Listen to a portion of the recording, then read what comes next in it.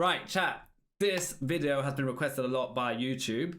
Apparently this is the interview of interviews, and we're crazy for not have done it yet.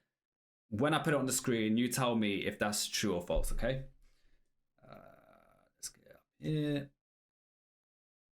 NBA OGs, friends, rivals, uncut, LeBron James, Kevin Durant, and Steph Curry. What we say in chat? Is it as big of a hype of an interview as people are making out to seem? Apparently they this look is excited. Apparently this is serious. Like, this is serious business, apparently. Yeah, so, chat looks like they're getting excited over this. yeah, so well, it's KD, LeBron, and Steph Curry sitting down. So we gonna check this out. What did LeBron say to Steph Curry? Oh, was it Get your weak ass. the weak ass shit out of it or something like that. Before we get into it, guys, Smash that subscribe and the follow button because I want to continue seeing these videos. that's it, guys. Let's do it. All right, let's check it out. Where I'm at? Thank you. Okay. You on the right? No. Thank you. You're right, my left.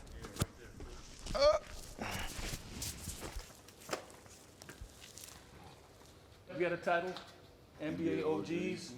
NBA OGs. First up, I want to talk about the photo a little bit, right? The precipice is that as it mirrored the 92 Bird Magic Michael photo, right? And that was the beginning of it all, right? USAB, NBA players, guys of your caliber playing with each other, international game blew up. So here we are 30 years later, stars here. Just kind of talk about that.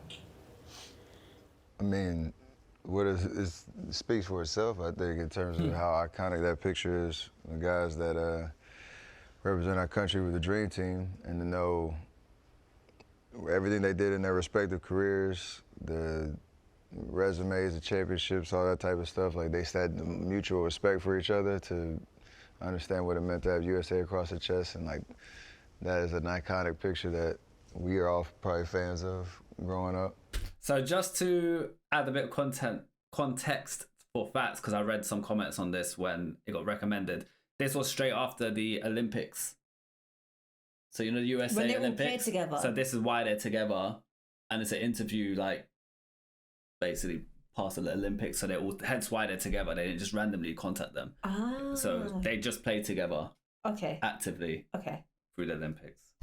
And to be in a position where we get to recreate it is an honor. I think just 'cause That's sick. it's a kind of a timestamp for us, which is dope. What about everybody getting to play with other great players together? Like, you got like a guy like Anthony Edwards, you're his favorite player, playing together. I know you love playing with Jay Kidd, like that opportunity through the years. And now, I mean, it's just a blessing, to be honest. You know, to be able to, I mean, your whole life you want to be able to play, you know, around great players, great minds, great basketball people that just love the game.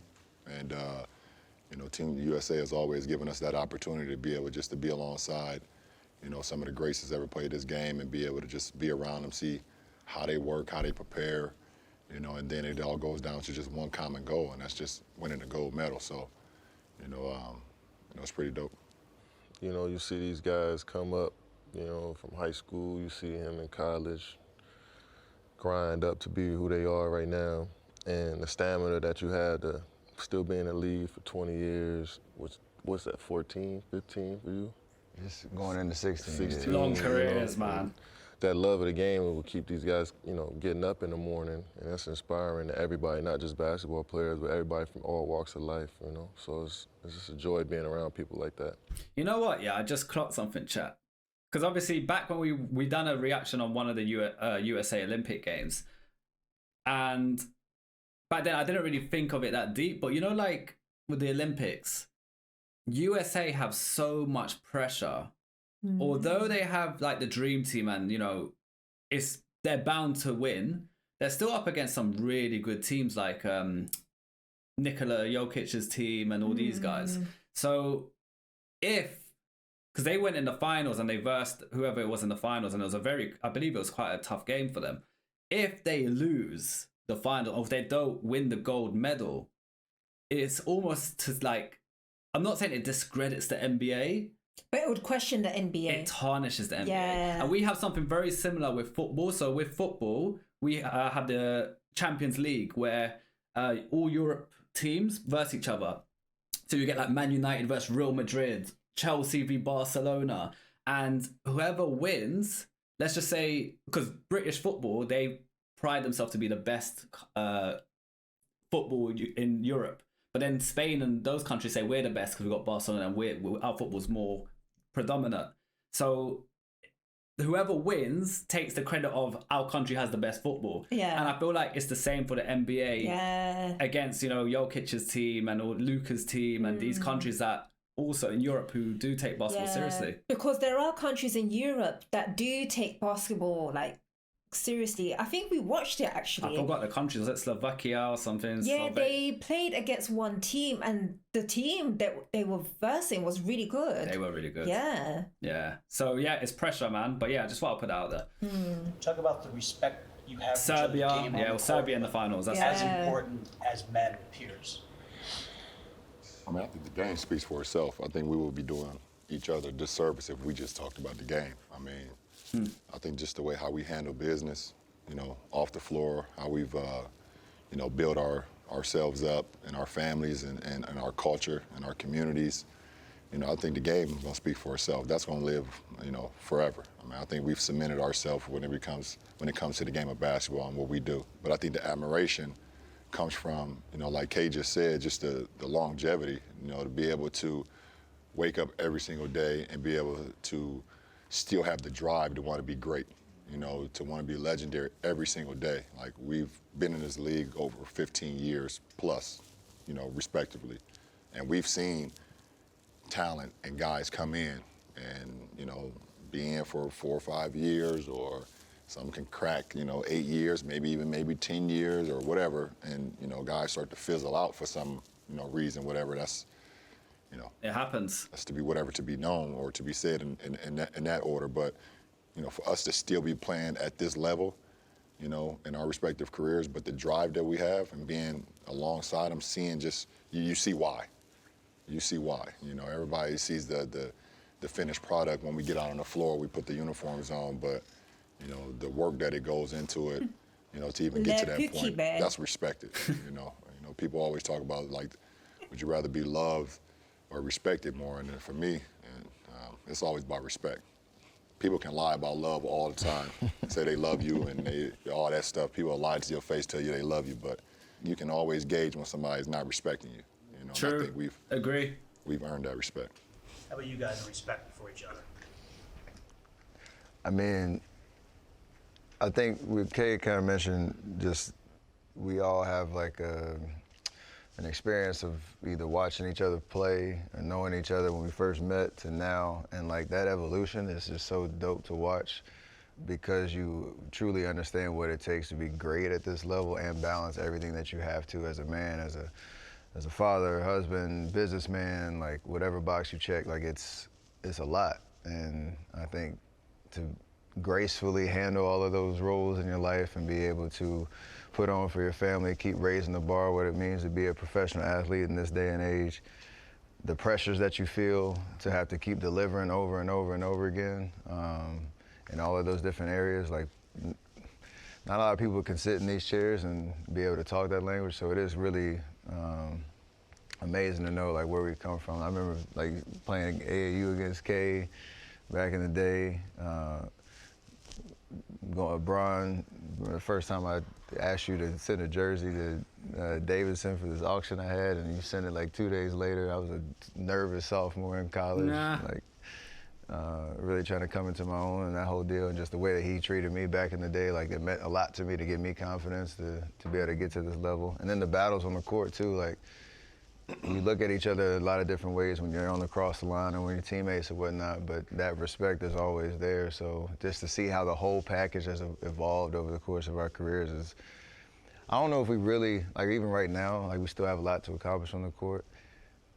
This is a good moment to kind of take a breath and talk about it a little bit, but I think that time's coming even down the road when it's all said and done, even more so, just because it is truly, I hate talking about ourselves like that, but it's an iconic kind of thing to be able to, be able to talk about basketball life the way that we can.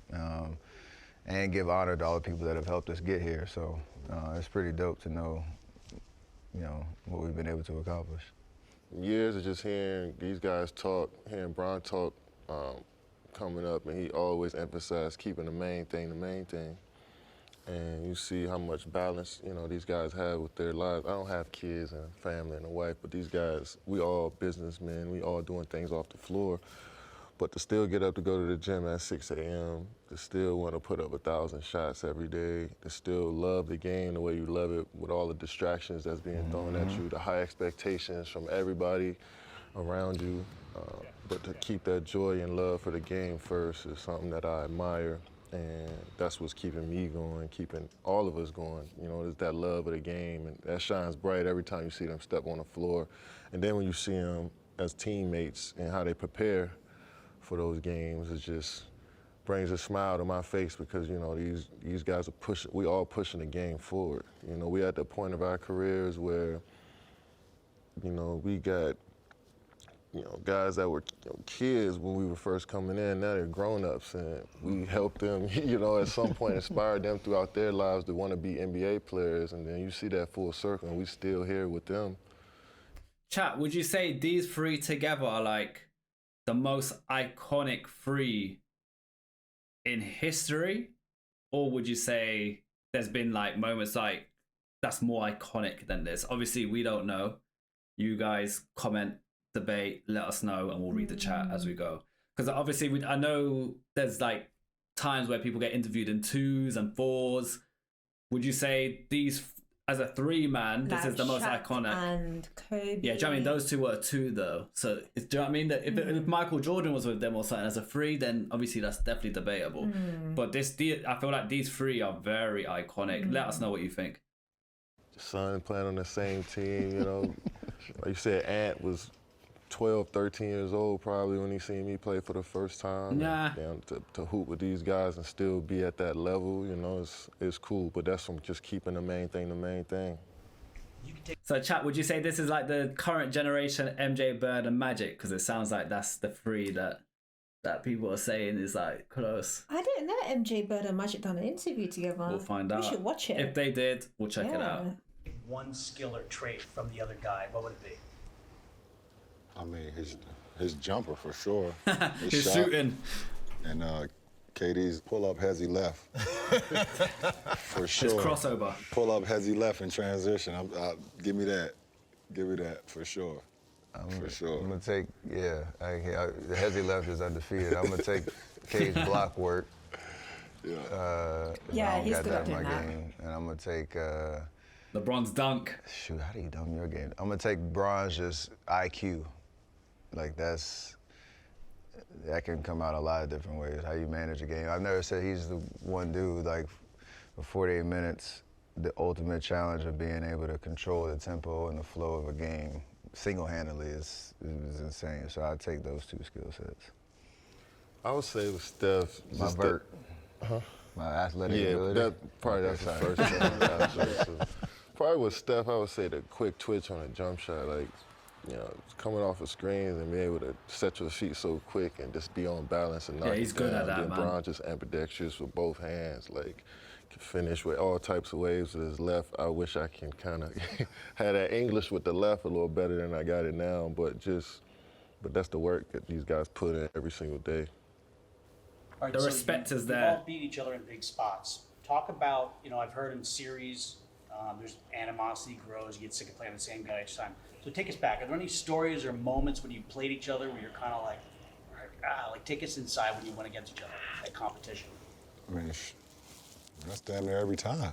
I mean, you guys, you focus on the finals appearances or like playoff appearances, but that's like every time you have that uncomfortable feeling because you know who you're going up against. So it didn't matter. That was if a it good block. Finals appearances between, my team against Steph, with or without K, or my finals appearance, against K, whatever. But that's like every single time. You don't sleep great the night before when you play greatness the next day. Yeah, no way. You just don't. So you're already on edge. Like that breakfast, if the kids say something wrong or your lady say something wrong, it could trigger you. And it's not even their fault. you know, and they have no idea. So, like, it's like every single time, regular season, postseason, playing game, finals games, it don't matter. So to have this moment where you can sleep damn good at night, knowing who you linked up with the next day, it's rare. You cherish that because you just know how many sleepless nights you had the night before, you know, going against greatness. That's just the lay of the land. That's how the game works. How about you guys when you compete against? Yeah, it's just, like you said, it's a nerve-wracking feeling because you know what you're thinking and how you want to approach the game. And, you know, you got some psychos on the other end that's trying to, you know, rip your heart out too. And you got to build up that dislike for, you know, guys you're competing against, not in a bad way, but when you're out on the floor, you can't be friends, you can't be cool with these guys, you can't admire them while you're on the floor. After the game's over, and, you know, that's cool, but when you're on the floor with these guys, they out to rip your heart out. You know, that's what I love about these guys, because they nice dudes, but they killers too, you know, and that's why they're still at the level that we're at, because you got that type of mentality.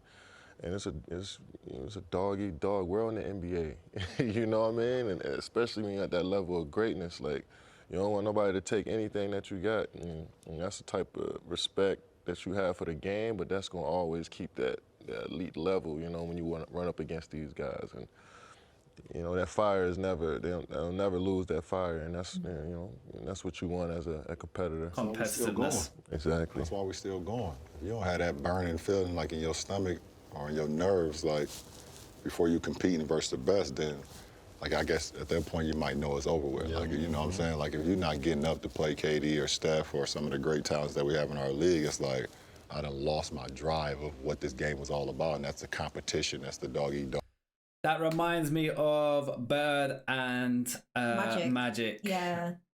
Something happened to one of them. Oh, when Magic obviously found out he got HIV, Bird's competitiveness, because he couldn't believe it. He couldn't even accept it for ages, and then he got less and less competitive. It Magic out the league. Affected his everything. It's crazy. Our world, like Kay said, it's just like that competitive, you know, unbalance that you feel, you know, and then boom, jump ball hit, you like, okay, we in it. Like we in it, you know, so that's that, absolutely. You know, leads to my next question, because I interviewed Bird once, and he admitted, he was like, how many times I said Magic? And he was pissed because he won as many titles, right? But he said in the end, he was happy because Magic made him better. Separately, Magic said, just as I was saying it. Best believe, I checked the box score. Damn, Bird dropped 30, 10-7 again. Damn, See, Bird and Magic. Oh, hell yeah. Hell yeah. Some of that with you guys. Draymond, Steph. Green got a shout out, chat. Our boy Green. Katie, because I might have 6 threes right now. No, absolutely. Like, you know, we all in a position where we think we should, or felt like we had an opportunity to have more rings, like, because of each other. Like, you know what I'm saying? And that's you have that feeling though, especially when you're in it. Like those four straight years, Cleveland versus Golden State. Like, if you wasn't wearing wine and gold or you wasn't wearing yellow and blue, like it was literally like East Coast versus West Coast. It was like a rap. Golden State owned the West Coast and the Cavs owned the East Coast. It was like a rap. Remember in 2012, we had just lost to y'all in the final. That looks a bit too romantic. I can't lie. I can't lie. Bron's looking like he's looking at Katie's lips. Remember in 2012. Wait, keep playing. Look at LeBron's eyes. We had just lost Look where he's looking. in the finals. Oh, those lips, boy. He's like, oh. Have you not seen those random weird AI videos on Instagram where they just randomly, it'll be like a video of 2 people together, like famous people, and then this doesn't happen, but the AI makes them kiss. Yeah. That's literally that.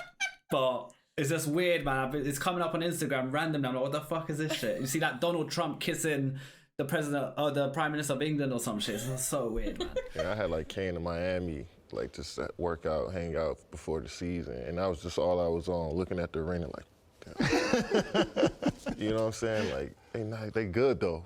You know what I'm saying? I got to bring my A game every game, and then you looking at the box score, you want to match what these dudes do. Like, For sure. It's not like I want what they have. Like, I want to knock them out their spot, or like, I know they're elite. You can't knock these guys out of nowhere. Like, but I want Brian 30, 10, and 9. I'm like, all right, let me see what I can do tomorrow.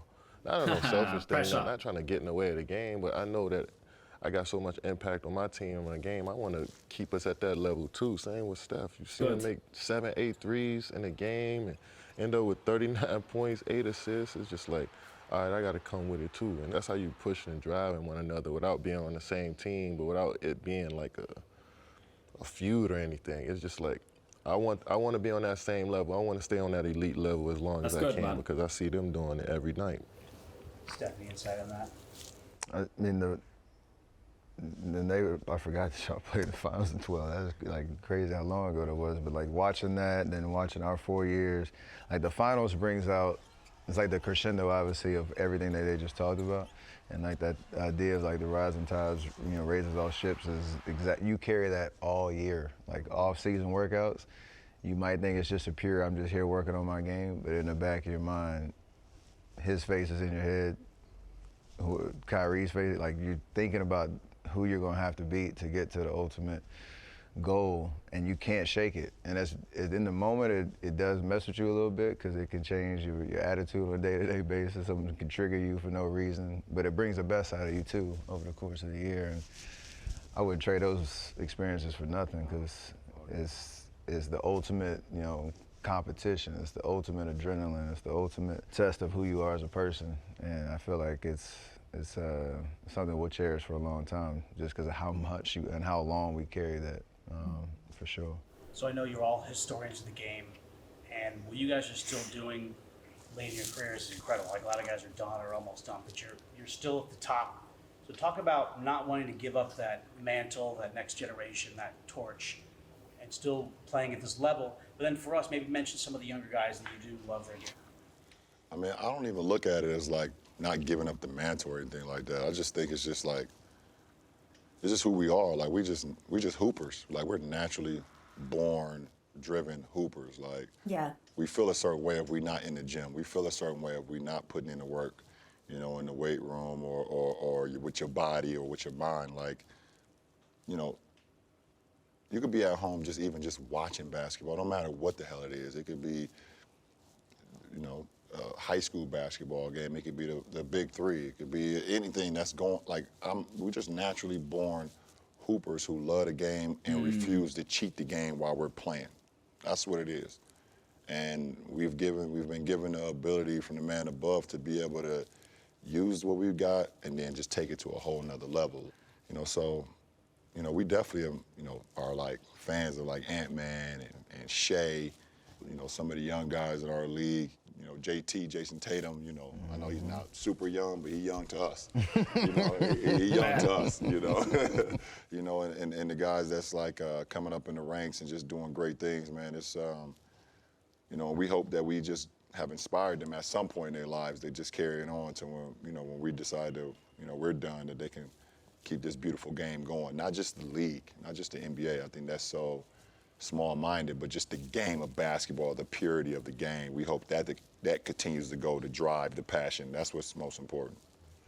It sounds super cliche when you say it now, being in our seats. When I like talked to Kobe when I was coming up, or Shaq, or even my dad, I was like, everybody wants to leave the game in a better place than when they found it. And to your point about the guys the way he talk about you is every day. It's a real, but it's a real thing. If Ant is motivated and driven because he got to watch a born hooper play night in, night out.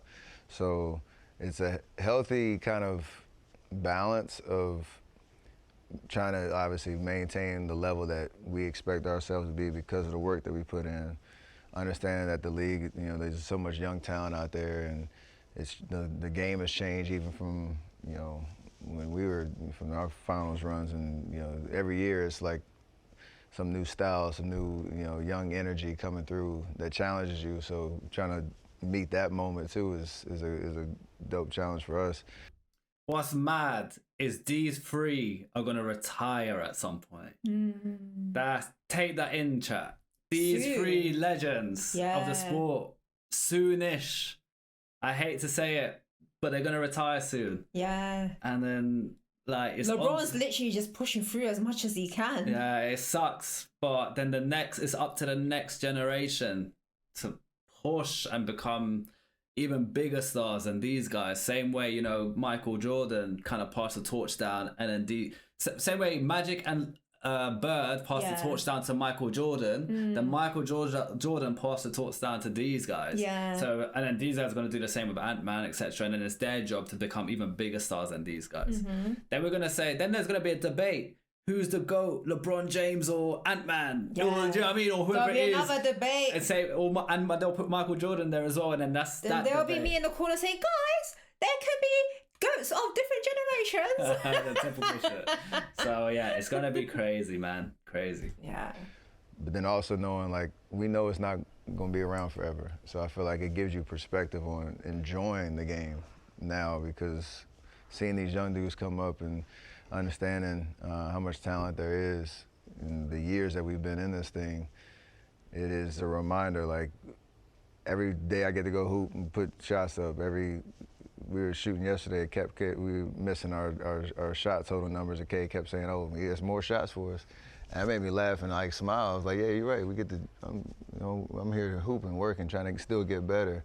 And this is my happy place. So it just reminds you of, like, this is not going to be around forever, and to enjoy every minute of it, because soon we're going to be, we're not going to be the bitter old heads. Can we all agree on that? We're not going to be the bitter old heads that come back hating on the younger generation, but definitely appreciation and admiration for what they're able to do too.